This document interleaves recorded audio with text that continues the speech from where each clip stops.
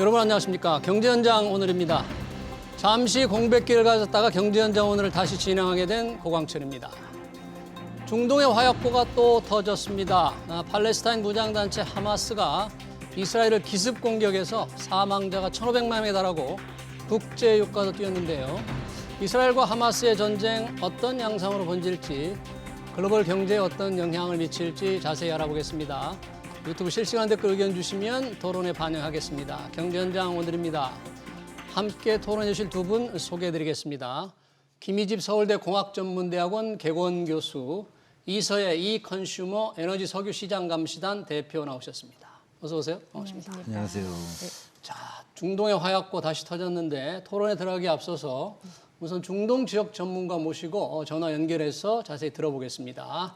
아산정책연구원 장지향 중동연구센터장 전화로 연결돼 있습니다. 센터장님 안녕하십니까? 네, 안녕하세요. 네, 다시 터진 중동의 화약고, 지금 가자지구 이스라엘군이 포위를 다 했다는데 현재 상황은 어떻습니까?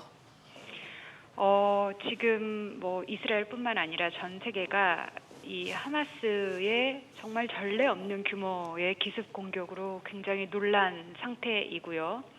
흔히 이제 이스라엘 군의 화력이 워낙 막강하기 때문에 하마스와 이런 교전이나 무력 충돌은 늘상 있어 왔어서 네. 이번에도 그렇게 지나가는 게 아닐까라고 생각했는데 이번에는 굉장히 달랐습니다.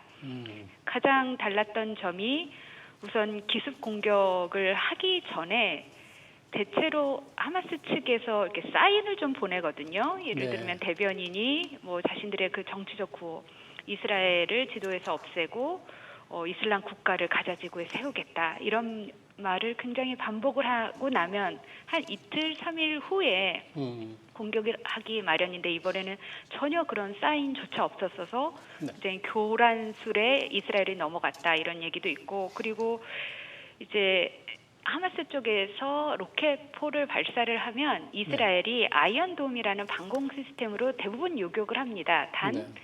그 로켓 발사 수가 1,000발을 넘지 않는다는 조건이죠. 그리고 늘상 한 수백 발을 쏘았지만 대부분 90% 이상 요격을 했거든요. 예. 근데 이번에는 동시에 2,000발에서 3,000발을 쐈다라고 알려져 있기 때문에 이거는 아이언돔의 요격 역량을 넘어선 것이었어서 또 방어를 하지 못했고, 제가 봤을 때 가장 큰 차이점은 이번에 하마스가 행동 대원을 이스라엘 본토로 직접 투입을 시켰거든요. 예. 그래서 그 과정에서 지금 100여 명의 인질을 생포해서 다시 가자지구로 끌고 갔고요. 이스라엘 국민과 거기에는 포로에는 외국인도 좀 많이 포함되어 있다는 거죠? 예, 그런데 이제 이스라엘 국민 같은 경우는 이중 국적자들이 굉장히 많아요. 그래서 예. 그 외국인들이 아마 이스라엘 시민권 역시 갖고 있는 사람들일 겁니다. 지금 이 전쟁 양상, 이스라엘이 강력한 보복을 지금 선언했는데 주변국들의 반응, 미국, 이스라엘 전폭 지원한다, 유럽 국가들 이스라엘을 지원한다. 그런데 사우디, 팔레스타인 편에 서겠다. 주변국들의 입장 지금 어떻게 되고 있습니까? 우선 마지막으로 말씀하신 사우디 얘기를 먼저 하자면은요. 지금 이 하마스가 이스라엘을 상대로 기습 공격을 벌이는 주요 배경 중에 하나가 어쨌든 수니파의 대표국이자 이슬람의 성지인 메카와 메디나의 수호국인 사우디아라비아가 이스라엘과 함께 이제 국교 정상화, 관계 정상화를 미국 주도로 계속 협상을 하던 중이었었어요. 예. 그래서 이런 평화 대탕트 무드를 어쨌든 흐리고자 하마스가 도발을 한 것인데 사우디는 제가 생각할 때는 지금 마음속으로는 이렇게 어쨌든 자기네들의 개혁 개방을 위해서 대탕트 무드를 이어가고 이스라엘과 국교 정상화를 하는 과정이 멈춘 것이 마음에 썩 들지는 않을 거예요. 하지만 다시 한번 이 수니파의 종주국으로서 팔레스타인 대의를 모른 척할 수는 없으니까 지금 현재 바로 이스라엘을 공격한 하마스를 대놓고 비난을 할 수는 없지만 예. 사우디아라비아는 언제나 그랬고 앞으로도 그럴 것이 이 팔레스타인을 대표한다고 하는 서한 지구에 있는 팔레스타인 자치지구, 즉 피에로의 정파인 파타가 구성하고 있는 팔레스타인 자치 정부를 지지하지 가자 지구를 점령하고 있는 하마스를 지지하지는 절대 않거든요. 예. 그렇기 때문에 사우디가 지금 하마스를 대놓고 비난을 안 한다라고 해서 하마스의 이런 폭력 행위를 인정한다라고 보기는 좀 어렵고요. 네. 여러 가지로 좀 생각이 불편하겠군요. 미국을 중재하에 이스라엘과 지금 관계를 좀 맺어보려고 했는데 그렇죠. 갑자기 하마스가 공격하니까 그렇죠. 뭐 어떻게 할 수도 없고 좀 애매하겠네요. 지금 사우디의 입장. 맞습니다. 그런데 그래서 그러면 사우디와 이스라엘 간의 평화 협정이 지금 중단되는 것이냐라는 우려의 목소리도 있는데 저는 그럴 것 같지는 않습니다. 여기서 만약에 중단을 한다면 예. 이 하마스라고 하는 급진 무장단체에 의해 이렇게 좌우되거나 휘둘리는 걸로 보일 수가 있기 때문에 네. 잠시 지금 휴지기는 갖지만 다시 대탕트의 무드로 돌아갈 것이라고 생각이 듭니다. 마지막으로 이제 결국 이란의 입장이 굉장히 중요할 텐데 네. 이란이 이번 하마스의 이스라엘 공격 직접 개입 안 했다고 공식적으로 발표는 했습니다만 의심은 여전한 것 같아요. 어떻게 보십니까? 글쎄요, 직접 개입의 정도가 어디까지를 말하는지는 모르겠지만 이스라엘은 늘 이 가자지구의 하마스를 지원해왔고 앞으로도 지원할 것입니다.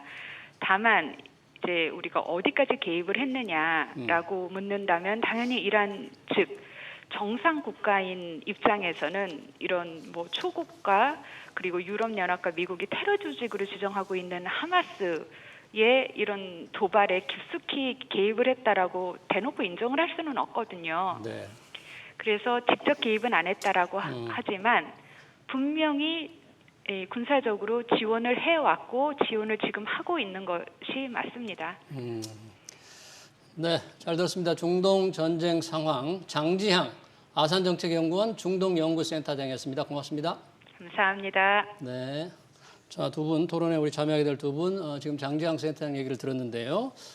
국제 에너지 전문가로서 이런 전쟁을 어떻게 보고 계시는지 우리 김희직 교수님 어떻게 지금 진전 상황 평가하십니까? 네. 유가 에너지 입장에서는 다행히도 지금 그 사고가 일어난 전쟁이 일어난 지역은 사실 그 석유를 생산하는 지역이 아닙니다. 산유국이 아니다. 네, 예. 가자 지구도 그렇고 웨스트뱅크도 그렇고 레바논도 그렇고 이스라엘도 그렇고 그 옆에 있는 요르단, 시리아까지 이 석유가 나는 지역은 아니기 예. 때문에 다행히도 비록 중동에서 이런 사태가 일어났지만 에너지에 미치는 유가에 영향을 미치는 부분은 상당히 제한적일 가능성이 굉장히 높습니다. 제한적일 일단 것이다. 당분간은. 하지만 이제 이스라엘군이 지상전을 벌이면서 아까 그 장 연구원께서도 말씀하셨지만 이란의 참전 뭐 등등 만약에 전선이 확대되면 확률은 굉장히 낮다고 보는데 그렇게 되면 유가에 영향을 줄 수 있다고 그렇게 생각을 합니다. 네, 영향이 제한적일 것이다. 일단 주말에 전쟁이 바로 나서는 국제 유가가 갑자기 급등을 한 거죠. 한 네네. 4.3% 정도 급등을 했습니다. 4.3% 올랐다. 네네. 네. 어떤 유종이 전부 다 그런 거죠. 네, 특히 이제 서부 텍사스 원유 선물 가격이 이제 4.3% 급등을 한 건데요. 예. 사실 뭐 전쟁이 발발한 그 당시가 아니라 발발한 다음에 이제 이스라엘이 그 전쟁을 공식 선포하면서 이제 급등을 했던 것이죠. 네. 그렇게 올라서 하루 이틀이 지금 사흘째인데 네네. 지나면서 유가는 지금 조금 어떻습니까? 안정화된, 조금? 네, 조금 살짝 내려간 것 같습니다. 그래서 말씀하셨던 것처럼 일단 이란이 어느 정도 개입을 했느냐가 사실 이제 이 전쟁에서 굉장히 중요한 이슈인데요. 예. 네, 사실 이제 뭐 여러 언론에서는 이란이 뭐 최종 승인을 했다. 네. 전쟁을 승인을 했다. 뭐 아니면 그 전에 전략 회의를 계속 가졌다. 뭐 이런 보도가 나오기는 했지만, 월스트리트저널이 그렇게 보도를 한 네네 거죠. 그렇게 네. 나왔었죠. 예. 이제 그렇긴 했지만 이제 방금 이제 장지영 장경 연구원님 이제 말씀하셨던 것처럼 이란에서는 사실 그렇게 해서 얻어질 수 있는 이득이 사실 그렇게 크지 않다고 저는 보거든요. 하마스 무장 세력을 뭐 지원을 했을 수는 지원해서 있지만 얻어지는 그렇죠. 특별한 메리트와 이익이 없다. 없다. 왜냐하면 왜? 이제 최근에 이제 미국이 이란의 제재를 조금 완화를 해줬기 때문에 이란 같은 경우에는 원유를 다시 수출을 재개하면서 조금 이제 숨통이 트였을 거예요. 네, 근데 그게 바로 지난달이거든요. 근데 예. 이제 지금 바로 한 달밖에 안 된 이 시점에서 이란이 이제 그런 부분을 다 감수하고 팔레스타인을 지원을 했을까 하는 부분에서는 조금 의문이 저는 듭니다. 그러니까 국제유가 동향을 보니까 지금 이란의 개입 여부 굉장히 중요한데 네.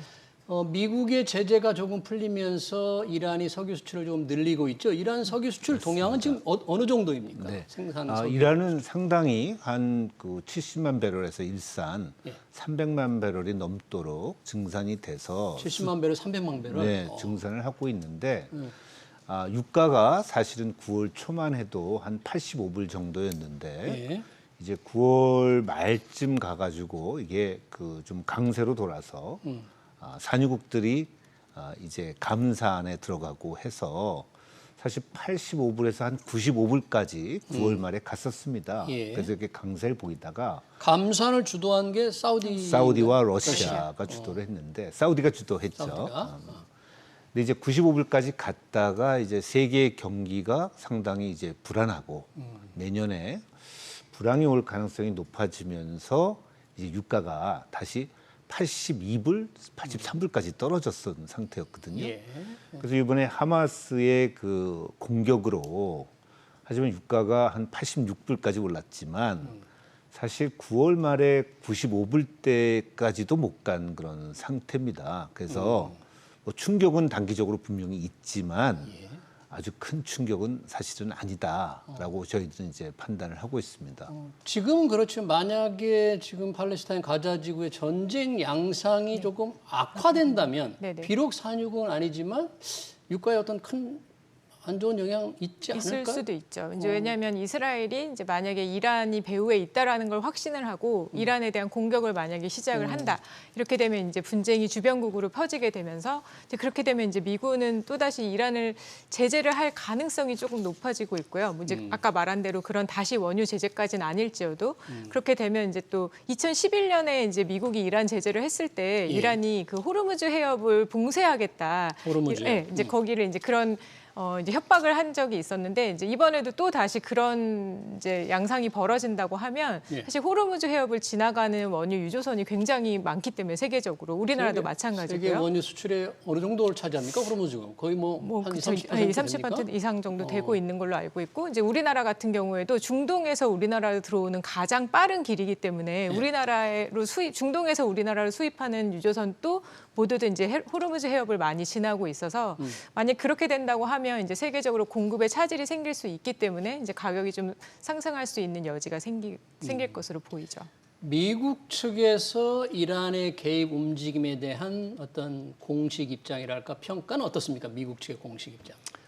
미국 국무부 장관은 예. 토니 블링컨 장관은 이란이 개입한 증거는 없다라고 없다. 분명히 얘기를 했고요. 예. 하지만 하마스에 대한 이란의 오랫동안의 지원은 분명히 있다라는 그런 여운은 또 남겼습니다. 하지만 여러 가지 정황을 볼 때 그 이란이 하마스 편을 적극 들기는 어려운 상태라고 보여집니다. 첫째, 아까 장 연구원님 말씀하셨지만 이스라엘은 원자 폭탄도 갖고 있고 핵폭탄도 갖고 있는 것으로 알려져 있고 또 공군력을 막강하게 갖고 있기 때문에 이란이 이제 섣불리 전쟁을 일으키기는 굉장히 어려운 상태다라는 것이 생각이고요. 두 번째는 이란도 여러 가지 국제적인 환경에서 지금 어려움을 겪고 있는데 네. 경제난을 겪고 있거든요. 이런 상태에서 더 자기를 경제적으로 고립시키고자 하는 행동을 더 과감히 하기는 어려운 상태고 예.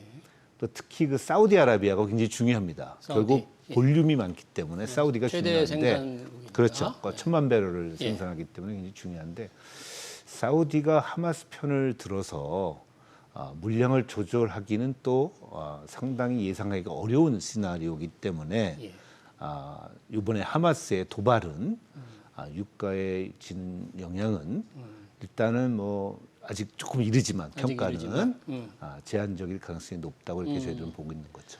그러면 지금은 이제 뭐 전쟁이 3일 사흘이니까 아직은 이제 미래를 정확히 예측할 수 어렵지만 과거 중동 전쟁에 비추어 본다면 과거에 국제유가가 뛰었을 때 뭐 1973년도 그렇고요, 1979년도 말도 그렇고 그 당시 상황을 조금 비교해 보면 그 당시에는 어떤 상황이 있을 때 가장 악화됐는지. 그 뭐 세계 2차 대전 당시에는 이제 0.9, 그러니까 배럴당 0.97달러였었거든요. 지금으로 상상할 수 없는 가격이지만, 예. 근데 이제 그게 이제 전쟁 중에 1.21달러, 전쟁 후에 1.99달러까지 상승을 해서 약 2배 정도 이상 상승을 했었고요. 그다음에 1990년 걸프전 때가 이제 가장 많이 상승을 했었습니다. 걸프전 90년 때? 당시에는 네. 예, 240%, 약 2.4배 정도 상승을 했던 걸로 나타나고요. 2003년 이라크전에서는 약 45%, 2011년 리비아 반정부 시위 때 약 40%에서 일단 전쟁이 발발을 하면 단기간 동안 이제 유가가 상승하는 건 당연히 어쩔 수 없는 일입니다. 왜냐하면 전쟁이 들어가야 되는 이제 뭐 물량이라든지 예. 이제 전 세계적으로 뭐 수요나 공급의 불안정이라든지 이런 부분에서 단기적으로 분명히 상승할 수 있는 여지는 있습니다. 근데 작년에 이제 러시아 우크라이나 사태 때는 러시아가 이제 수출을 많이 제한을 하면서 가격이 급등을 했었지만 이번에는 말씀하셨던 것처럼 산유국이 아니기 때문에 그게 장기적으로 그렇게 뭐 상승이 계속 이어지리라는 거는 좀 제한적이라는 시각이 다들 좀 많이 있는 것 같습니다. 네, 네. 다들 유가 상승은 제한적일 것이라는 전망, 우리 경제 뭐 크게 걱정하지 않아도 될 것 같은 조금 안도감은 드는데 국제 원유의 수요 공급 측면에서 본다면 지금 상황은 어떻게 수급 상황은 어떻게 평가를 해야 되나요? 네, 지금 좀 중장기적으로 봐서 사실 공급은 타이트합니다. 공급은, 굉장히 좀 위험한 수준이고요. 왜냐하면 고금리 그동안에 또 유가가 낮았기 때문에 생산 설비에 대한 투자를 적극적으로 하지 않아서 공급의 여력은 많지 않습니다. 예. 하지만 더 중요한 요소는 수요입니다. 수요. 수요가 생각만큼 살아나고 있지 않고요. 특히 중국의 경우가 그렇고요. 중국 경기가 그대 예상만큼 빠르게 회복이 빠르지 안 되는 않고 거죠. 특히 그 최근에 미국의 고금리가 계속되면서 전 세계적으로 이 석유의 수요가 조금 위축되는 모습을 보여주고 있습니다. 네. 그래서 내년에 경기가 중요한데 중요한 것은 내년에 수요가 석유의 수요가 좀 위축되지 않을까. 내년에도. 네. 그러면 그러니까 지금부터 이제 한 6개월, 1년을 봐야 되는 그렇죠. 거니까요. 네. 전망은. 그럴 경우 유가가 이제부터는 사실 강세를 보이기는 어렵다라는 게 저희들의 많은 평가입니다.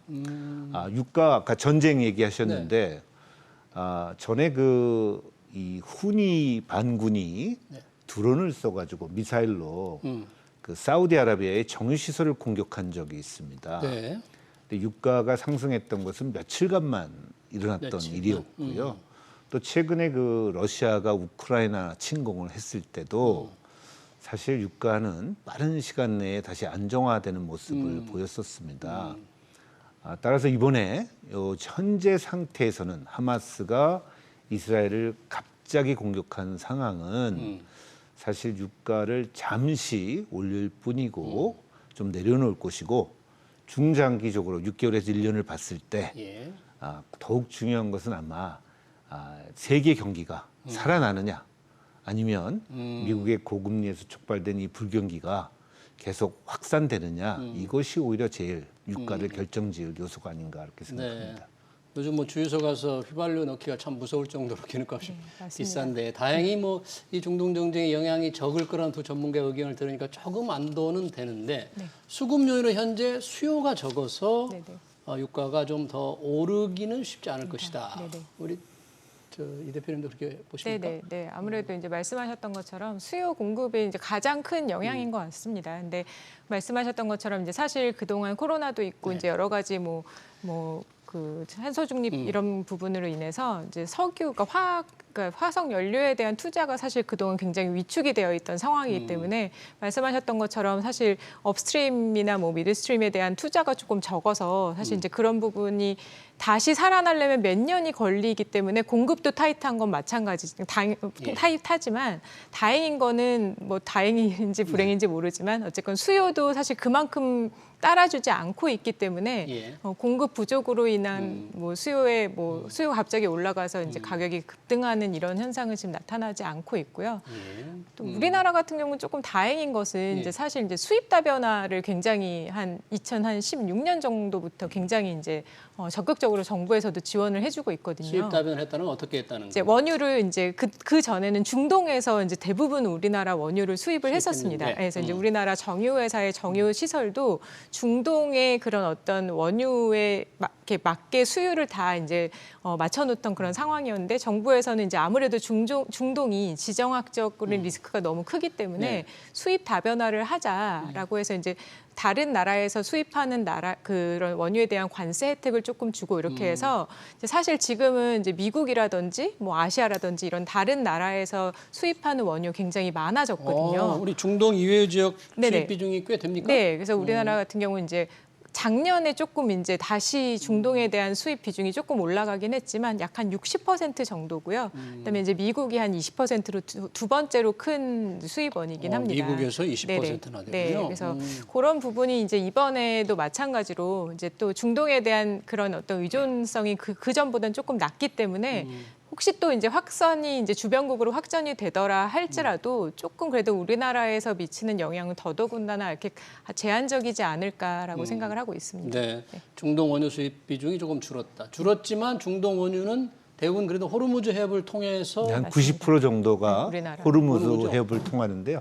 지금 말씀해 주신 대로 한 60에서 67% 저희가 중동에서 수입하는데 60에서 67%. 그중에 한 90%는 이제 호르무즈 해협을 통해서 오고 있습니다. 예.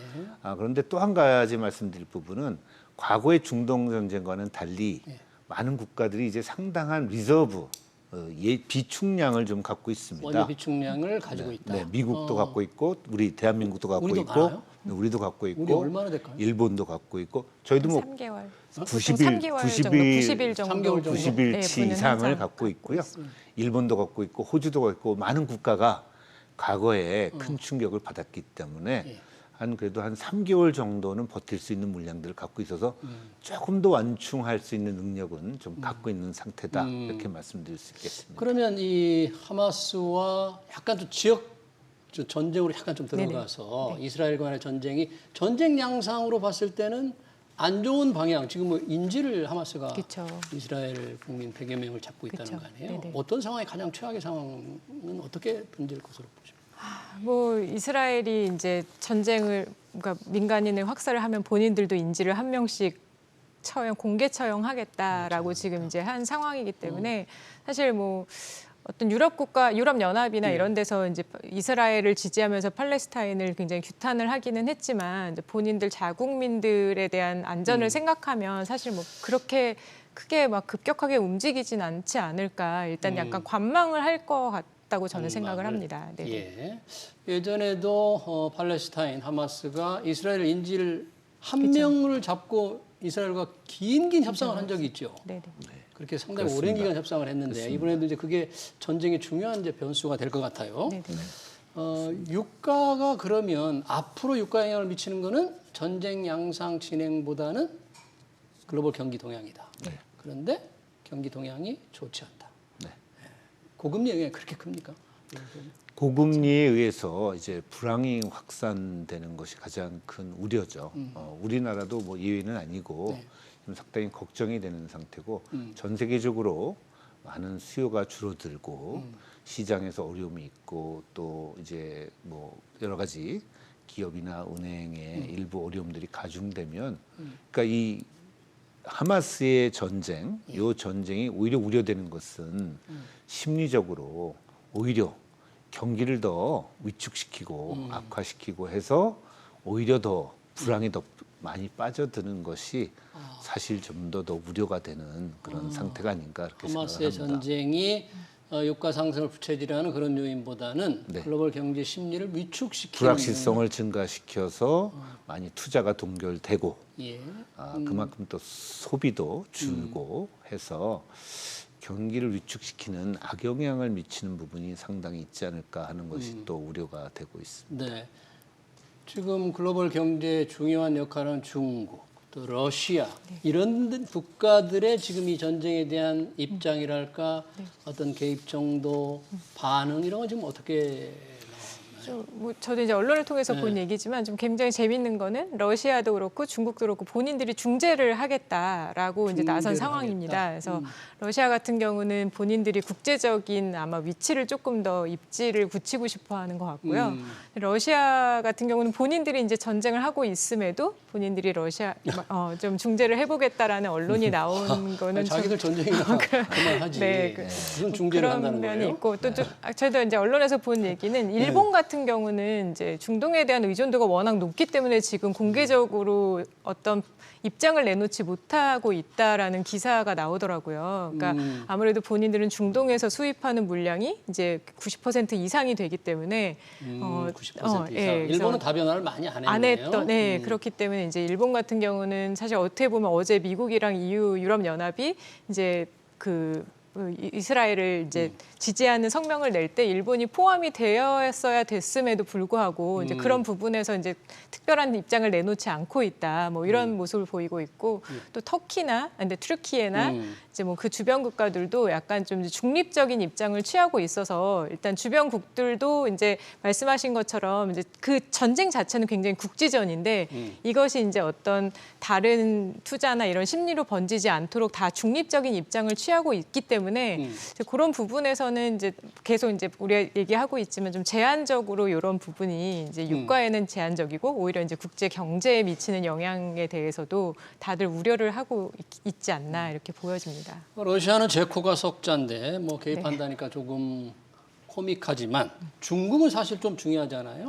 사우디아라비아, 이란에 지금 뭔가 중국이 관계 중재를 정상화 좀 했죠. 중재를 하고 있는 거죠. 어떻게 네네. 지금 진행이 되어 왔습니까? 중국이 네. 이 부분에 대해서 하마스의 그 침략에 대해서 침공에 대해서 그 비난하지 않은 사실을 사실은 미국에서는 상당히 안 좋게 보고 있습니다. 아, 비난하지 않았다. 그렇죠. 않고 있다. 분명히 그 국제사회에서는 규탄을 해야 되는 상황이 아닌가 하는 입장인데 중국에서 공개적으로 비난하지 않은 점에 대해서는 또 미국에서 이를 불만을 제기한 그런 상태입니다. 최악의 상황은 생각할 수 있는 상황은 이스라엘군이 이제 시가전에 들어가서 가자지구로 가자지구로 들어가서 지상군이 들어가서 이제 민간인의 희생이 커지면 이제 그 팔레스타인 그 분들의 피해가 만약에 민간인들의 특히 피해가 커지기 시작하거나 그러면 사실 상당히 어려운 현상으로 갈 수가 있습니다. 그럼 많은 아랍의 국가들이 이제 반이스라엘 뭐 이런 입장을 쓰게 되면서 조금 영향을 줄 수 있는 것이 사실 최악의 상황이 아닌가. 그래서 사실 이스라엘도 굉장히 어려운 입장이죠. 예. 시가전 들어가면 피해도 클 수 있지만 또 여론도 국제사회 여론도 굉장히 상당히 안 좋겠죠. 나빠질 수 있는 그런 어려움을 갖고 예. 있다고 보여집니다. 예. 이미 사우디아라비아, 이스라엘과 관계 정상화를 추진해온 사우디아라비아가 팔레스타인 국민 편에 서겠다는 입장을 밝힌 것도 이스라엘 보복하되 이 민간인 학살을 이걸 좀 굉장히 우려하는 그런 입장 때문이 아닌가 싶어요. 네네네. 그렇게 보십니까? 네, 저도 그렇게 보고 있습니다. 그래서 네. 아무래도 아까 이제 정 연구원이 말씀하신 것처럼 이제 사우디아라비아는 어쨌건 중동 국가이기 때문에 같은 아랍권에 대한 지지를 안 할 수 없는 입장이고, 그래서 공개적으로 하마스라는 그런 단체를 지지할 수는 없지만 그래도 팔레스타인 그 국민 편에 서서 본인들은 거기를 지지를 하겠다라는 입장을 밝힌 것은 이제 그 얘기 자체도 또 더더욱 전쟁이 좀 더 확산되지 않기를 바라는 마음에서 아마 그렇게 입장을 발표를 했다고 좀 보여집니다. 네. 우리가 중동 원유 수입 의존도가 조금 낮췄다고는 하지만 늘 이게 불안 요인이지 않습니까? 그렇습니다. 이런 때 우리 원유 수입 동향, 관리, 정부의 대처 이건 좀 어떻게 해야 할까요? 어떻게 평가하고 계십니까? 네. 지금? 산업부를 중심으로 정부가 기민하게 움직이고 있는 것 같습니다. 여러 가지 그 보고 활동도 하고 계시고요, 점검도 하고 계시고요. 특히 아까 말씀해 주셨지만 그 유류 수입의 다변화를 상당히 지속적으로 노력을 많이 했고 안타깝게도 러시아의 우크라이나 침공 때문에 러시아에서 오는 그런 물량을 줄여서 조금 중동에 대한 의존도가 최근 조금 높아졌던 건 러시아 사실이지만 원유 수입이 좀 줄어서. 그 부분을 이제 중동으로 대체했지만 그래도 이제 한 3분의 2까지 과거 90%까지 됐던 중동에 대한 의존도를 60%대로 상당히 낮춘 그런 노력을 해왔고 예. 앞으로도 제가 보기에는 이런 것은 포트폴리오 리스크 분산 차원에서 예. 계속 또 노력을 해야 되는 부분이 아닌가 이렇게 생각을 하고 있습니다. 네. 우리 원유 수입 동향 관리 면에서 조금 더 보완해야 된다거나 비상 대책을 좀 더 강화해야 된다거나 할 게 좀 뭐 더 없을까요? 그래서 뭐 수입 측면보다는 오히려 이제 정부에서는 저는 이제 유류세 그 연장 여부가 좀 고심일 것 같습니다. 그래서 유류세 사실 지금 계속 연장을 네, 연장을 하고 해왔는데. 있었는데 이제 예. 지금 이제 10월 말이면 연장이 이제 끝나는 부분에 대해서 더 연장을 지속할지 검토를 하겠다라고 이제 발표를 하셨었는데요. 이제 지난 한 2, 3주 정도 이제 국제 유가가 좀 하락하면서 이제 그러니까 유류세 인하분을 종료하는 그러니까 단계적인 인상을 좀 하지 않을까라는 저는 생각을 좀 하긴 했었거든요. 네. 그래서 왜냐하면 이게 좀 인하폭을 장기적 좀 좁혀가지고 네네 부담을 한 번에 줄이는 올리진 쪽으로. 않더라도 단계적인 인상이라도 저는 왜냐하면 이런 부분이 이제 세수에 유류세 굉장히 큰 영향을 네. 미치기도 하고 그래서 정부에서 좀 고민이 많이 될 것 같습니다. 근데 그런 상황에서 이제 다시 유가가 좀 상승을 했고 이런 불안 상황이 오기 때문에 아마 올 연말까지 유류세 인하가 좀 그래도 다시 지속되어 가는 상황이 되지 않을까. 뭐 고민이 좀 많을 것 같습니다. 전기요금도 현재의 네. 인하 수준이 이제 연장이 네, 계속 연장이 되어야 할 것이다. 사실 줬던 거 뺏기가 참 어렵습니다. 네, 특히나 이제 이렇게 전쟁이 난 경우에는 또 특히나 디젤, 그러니까 경유 가격이 조금 더 상승하는 경향이 있고 최근에도 또 그 휘발유보다 경유가 좀 더 경유 상승을 가격이 하거든요. 더 네, 오른다. 그렇게. 예, 특별한 아무래도. 이유가 있어요? 경유가 더 이제 오른 이유가? 아무래도 이런 전쟁이랑 관련돼서 사용되는 유종이 휘발유보다는 이제 경유가 많기 때문에 경유 상승 폭이 좀 큰데 특히 최근에 이제 지난 7, 8월에도 유가 상승할 때도 역시 이제 휘발유보다는 경유 상승 폭이 좀 더 컸었거든요. 예. 그래서 지금 현재 아시겠지만 휘발유는 1월 달에 단기적인 인상을 조금 진행을 했고 경유는 이제 계속 그 전부터 계속 유류세 인하폭을 유지를 하고 있어서 좀 그런 부분에 대해서 정부가 어떻게 갈지가 좀 고민이 계속 될 거라고 생각하고 또 이제 유류세 인하를 종료하면 더더군다나 전기요금에 미치는 영향이라든지 이런 것들도 또 다 같이 고민을 해야 되기 때문에 이런 이슈가 터졌을 때 정부는 사실 공급망에 대한보다는 이제 국내 경기 안정, 물가 이런 부분에 대한 고민이 훨씬 더 커서 네. 그런 부분에 대한 대책을 잘 마련을 하실 거라고 생각을 하고 좀 있습니다. 고민이 깊어지겠네요. 네. 네, 하마스의 이스라엘 공격에 따른 국제 유가 동향 두 분 통해서 잘 살펴봤습니다. 네, 지금까지 김희집 서울대 공학전문대학원 개원 교수, 이서혜